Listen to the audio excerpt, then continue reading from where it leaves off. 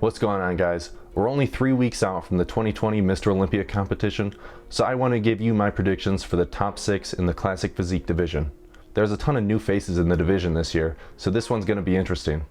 If you haven't already watched my video on the open class, go check that one out after this one's done. I want to warn you that these are just my opinions, and if you disagree, that's okay. Go ahead and leave your top 6 in the comments. With that out of the way, I'm Steve Sosa, and these are my predictions for the top 6 in the Classic Physique division at the Olympia. Coming in 6th place, I have Logan Franklin, who's making his first appearance on the Classic Physique Olympia stage. Logan's tall with a very classic shape, and he's drawn comparisons to the current champion, Bumstead. I see where the comparisons to Chris are coming from, but I don't think it's a serious comparison yet. Logan still has to improve his legs a lot to be a top contender in the division. Logan's a great competitor and he has a ton of potential, but I don't think we're going to see him any higher than 6th. Just because people are saying that he looks like Chris doesn't mean he's going to place as well. It's his first time at the Olympia, so even 6th place would be really good for him. In 5th place, I have Moton. This year at the Arnold Classic, Ricky placed 5th, but a few of the people that beat him aren't going to be at the Olympia. There's a few names gone, but a few names coming in, so that's why I think he's still going to be 5th. Ricky has a very dense physique and his legs are great. In terms of muscularity, he's very complete, but I think structurally he's going to be held back in the division. He doesn't have the best shoulder to waist ratio, so I don't think he's ever going to be one of the top in the division. Maybe Ricky will surprise me and end up being one of the best, but for this year I'm putting him in 5th. If you're enjoying the video so far, I'd really appreciate it if you give me a thumbs up so I can keep bringing you more content. Anyways, back to the video. From here on in the list, I think they're all really competitive and all the competitors are really good. In 4th place, I have Alex Cambronero.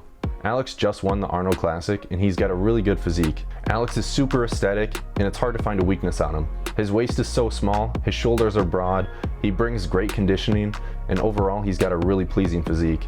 I don't really have any specific criticisms for his physique, but I think he just doesn't have as much muscle density as some of the guys higher on the list. My prediction for 3rd is Rough Diesel Terence Ruffin. Terence just got 2nd at the Arnold Classic this year, right behind Alex, but I think he's going to pass him at the Olympia.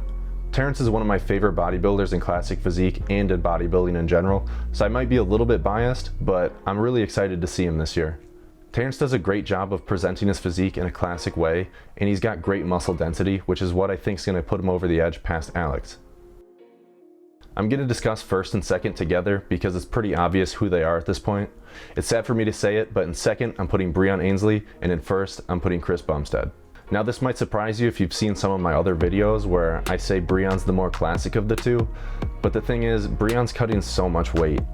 At 4 weeks out, he said he was still 10 pounds over the weight limit, which I think is kind of pushing it. I think Breon's the more complete bodybuilder of the two, but he got so big in the off season that I think he's going to struggle being full on stage. Chris, on the other hand, had room to grow this year. Last year he was underweight, so this year he's going to be even better than he was last. Chris has a structural advantage over Breon, and I think he's just going to nail his conditioning and fullness a little bit better. It's going to be really close, and it's definitely going to be fun to watch, but I think Breon needs to come in at 110% to have any chance of beating Chris. I definitely think it's possible for Breon to win, but I just think it's more likely that Chris is going to win, and this is a prediction video, so I'm going with that. And that concludes my predictions for the Classic Physique division. Thank you so much for watching. If you enjoyed the video, please like and consider subscribing to the channel. I'll see you in the next one. Thanks.